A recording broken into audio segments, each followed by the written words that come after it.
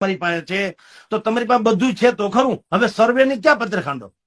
સર્વે હું શેનું સર્વે? ઉલ્લુ બનાવવાનું, છાપામાં ફોટા પડાવવાનું.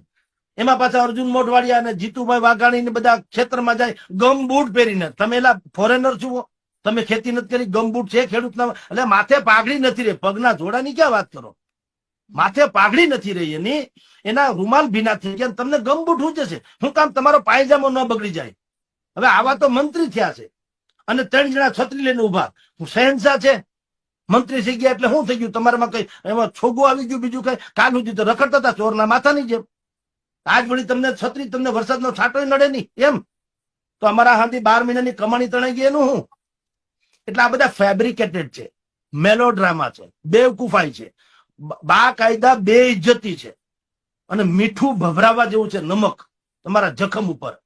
તમે એટલે પરળી ન કોઈ એક દી હાટું સર્કિટ હાઉસમાં જઈને બદલાવી લો તો તમારે ક્યાં પોતાનું કરવું છે? તો ગમે ગમ બૂટ પહેરો, 3 જણા છત્રી પકડીને ઉભા રહીએ, પછી ભાઈ સાહેબ આવે ને એકાદો આમ પાથરો લે માંડવીના ડોડવા વાળો ફોટા પડાવવા. તમારા મામલતદાર શું કરવા રાખ્યા? પગાર ખાવા? ગ્રામ સેવક શું કરવા રાખ્યા? તમારે અહીંયા મત તમારે અહીંયા પેટીમાં નખાવવા હાટું? તલાટી મંત્રીનું શું કામ છે? એને રાખ્યા શું કરવા? 5-5, 6-6 આંકડાના પગાર છે ને આપો છો? પગાર તો અમારા કાળજામાંથી દો છો તમે, તમારા ખીચામાંથી દેતા નથી. તો એ રિપોર્ટ તમારી પાસે છે તો ખરા?